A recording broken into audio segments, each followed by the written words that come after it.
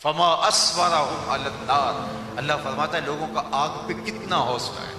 قبر میں ٹانگیں ہوتی ہیں لیکن گناہ نہیں چھوڑتے، بدکاری نہیں چھوڑتے، برائی نہیں چھوڑتے۔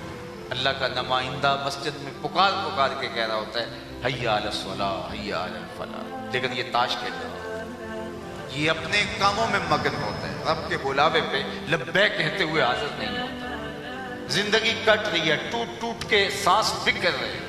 ایک بزرگ فرماتے ہیں میں سمرقند کے بازار سے گزر رہا تھا تو قرآن مجید کی جو آیت کریمہ ہے کہ ان الانسان لفی خسر، بے شک انسان خسارے میں ہے، تو میں نہیں سمجھتا تھا کہ یہ خسارہ کیسا ہے، انسان خسارے میں، یہ تو لمحہ لمحہ عروج پا رہا ہے، کہاں کچی سڑکیں اور کہاں جو ہے وہ تارپول کی بچھی ہوئی خوبصورت روڈیں بن گئی، کہاں کھانے کے لیے نان شبینہ بھی نہیں تھا، اور کہاں آج اتنے کھانے ٹیبل پہ لگے ہوتے ہیں کہ انتخاب کرنا مشکل ہوتا ہے کون سا کھائیں کون سا چھوڑیں، کہاں ایک لباس اور دو لباس لوگوں کے ہوا کرتے تھے اور وہ بھی پیوند لگے، اور آج اتنے لباس پڑے ہوئے ہیں کہ موسم بدل جاتے ہیں لباس بدلنے کی باری نہیں آتی۔ یہ بہت پرانی بات نہیں، آج سے 35-30 سال پیچھے چلے جائیں تو لوگ شادی پہ جاتے تھے تو کسی کا جوتا مانگ کے جاتے تھے، تیرا جوتا بہت اچھا ہے میں نے شادی پہ جانا ہے۔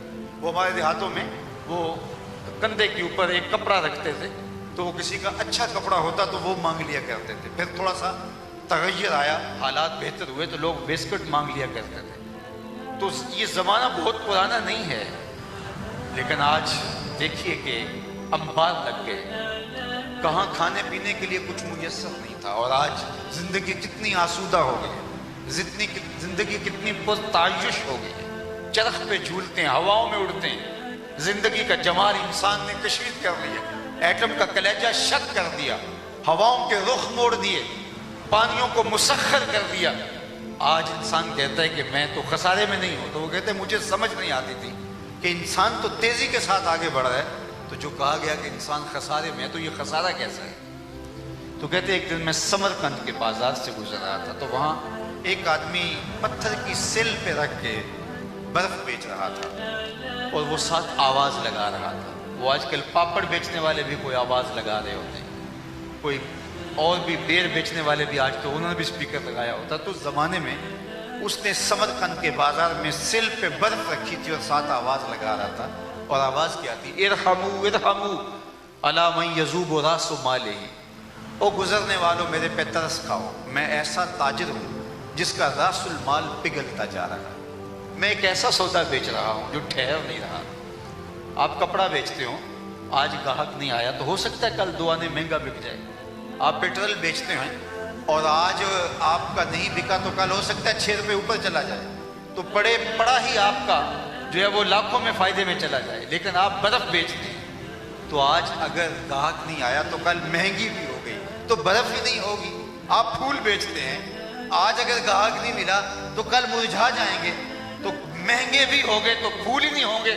تو وہ برف بیچ رہا تھا تو اس نے کہا لوگوں میرے پہ ترس کھاؤ، میں ایسا سودا بیچ رہا ہوں جو لمحہ لمحہ پگھل رہا ہے، میرا راس المال ٹوٹ رہا ہے، پگھل رہا ہے، اب تم 2 آنے کی برف لے لو گے، اس کے بدلے میں کوئی جنس، کوئی پانچ جات، کوئی پیسے، کوئی درہم، کوئی دینار، کوئی سونا، کوئی چاندی دے دو گے تو میرا کوئی فائدہ ہو جائے گا۔ تو کہتے ہیں جب اس نے یہ آواز لگائی نا ارحموا ارحموا علی من یذوب راس مالہ، تو میرے قدم رک گئے اور میں نے کہا کہ مجھے ان الانسان لفی خسر کا ترجمہ سمجھ میں آ گیا۔ میں نے کہا صاحب جس طرح تیری برف پگھل رہی ہے میری زندگی پگھل رہی ہے، تیری برف قطرہ قطرہ پگھل رہی ہے، میری زندگی سانس سانس پگھل رہی ہے، یہ رک نہیں رہی۔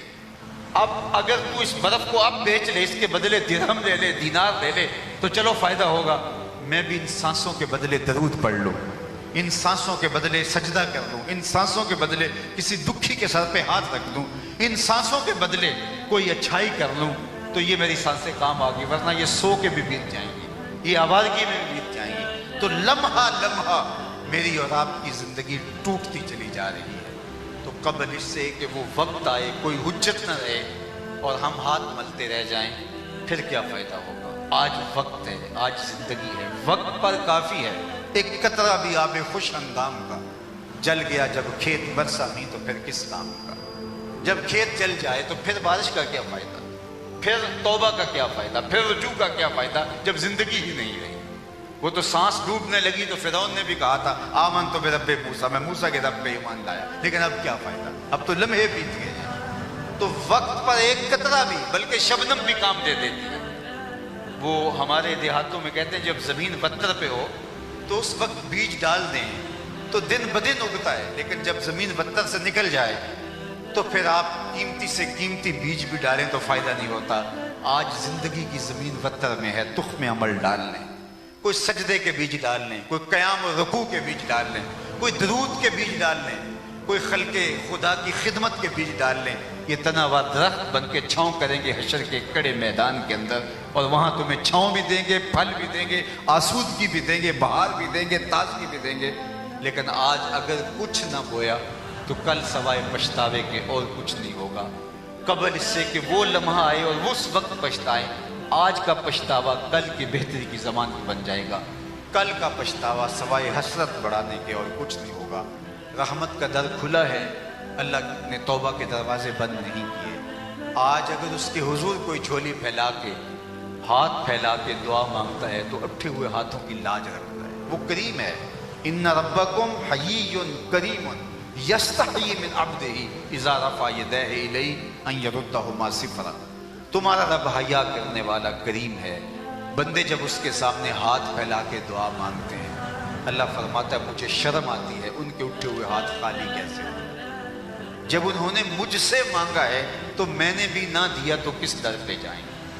سادہ سی بات ہے، دیہاتی کلچر سے آپ تعلق رکھتے ہیں، مجھے بتائیے اتنے لوگ جتنے لوگ آپ بیٹھے ہیں اگر اٹھ کے کسی دنیا دار کے ڈیرے پہ چلے جائیں اور اس سے وہ مانگیں جو وہ دے سکتا ہو، دینے سے اس کو کوئی خاص فرق بھی نہ پڑتا ہو، تو مجھے بتائیے کہ وہ اتنے لوگوں کو خالی موڑ دے گا؟ وہ کہے گا ڈیرہ داری کی شان کے خلاف ہے کہ اتنے لوگ میری دہلیز پہ آ گئے ہیں اور میں ان کو خالی موڑ دوں۔ یار اتنے لوگ کسی دنیا دار کے ڈیرے پہ آ جائیں تو وہ خالی نہیں موڑتا، تو رب کے ڈیرے پہ آئیں تو وہ خالی موڑ دے گا۔ وہ کیا نہیں مانے گا؟ کہا حیی کریم یستحیی من عبدہ اذا رفع یدیہ الیہ ان یردہما صفرا۔ میرے بندے جب میرے سامنے ہاتھ پھیلا کے مانگتے ہیں تو مجھے شرم آتی ہے کہ ان کو خالی کیسے موڑوں۔ جب انہوں نے مجھ سے مانگا ہے تو میں نے بھی نہ دیا تو پھر کس در پہ جائیں؟ اور چوکٹ ہے کون سی؟ میں نے نہ دیا تو کس دہلیز پہ جائیں گے، کس چوکٹ پہ جائیں گے؟ تو وہ تو کریم ہے۔ 70 ماؤں کی زندگی کا پیار ایک طرف اور اللہ کی محبتوں کی نگاہ ایک طرف۔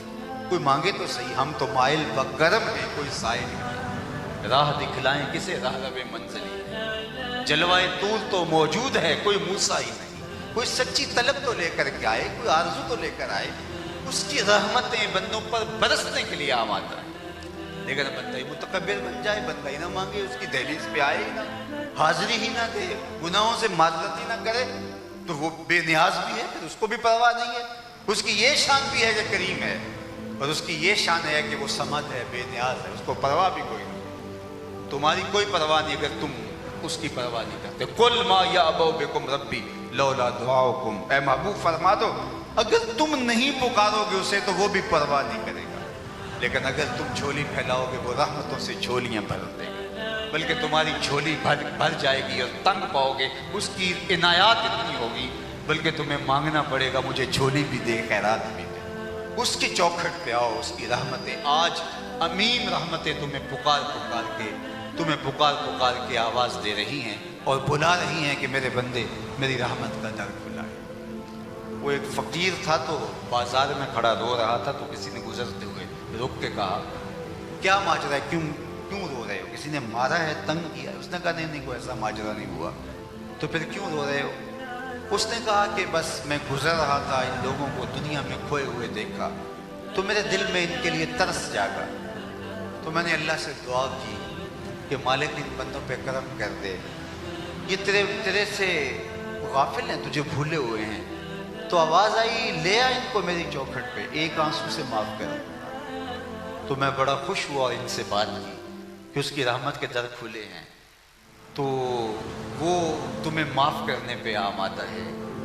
تو ان کی بندوں کی اور رب کی صلح کروانے کے لیے میں آیا تھا، لیکن وہ تو مان گیا تھا. ان سے بات کی تو یہ الٹا میرا مذاق اڑانے لگے. جا بابا کام کر, تجھے کیا پتا کاروبار کیا ہوتا ہے, اس وقت کام کاج کا وقت اور آ کے جو ہے وہ ٹپک گیا درمیان میں, جا کام کر. تو کہا وہ تو مان گیا ہے, یہ نہیں مانتے, میں کیا کروں. خیر وقت گزر گیا. اگلے دن وہی شخص گزرا تو اسی بزرگ کو, اسی بابے کو قبرستان میں کھڑا روتے ہوئے پایا. تو پھر رک گیا. کہا بابا بازاروں میں بھی روتا ہے, قبرستانوں میں بھی روتا ہے, آج کیا ماجرا ہے. کہا کہانی کل والی. کہا کیا مطلب. کہا کل بازار سے گزرا اور ان کو دنیا میں کھوئے ہوئے دیکھا, دل میں ترس جاگا, خیال ہوا بندوں کی اور رب کی صلح کروا دوں. پھر اس سے بات کی تو وہ مان گیا, لیکن بندے ہی نہیں مانے. مایوس ہو گیا, آج ادھر آ گیا اور آج میں نے سوچا چلو ان کی اور رب کی صلح کروا دوں. تو آج بات کی ہے تو یہ مان رہے ہیں, وہ نہیں مان رہا. آج وہ مان رہا ہے, کل وہ نہیں مانے گا اور ہم مان رہے ہیں. تو بہتر نہیں ہے کہ آج مان لیں, آج لے ان کی پناہ, آج مدد مانگ ان سے, کل قیامت کو نہ مانیں گے اگر مان گیا. تو پھر ماننے کا کیا فائدہ.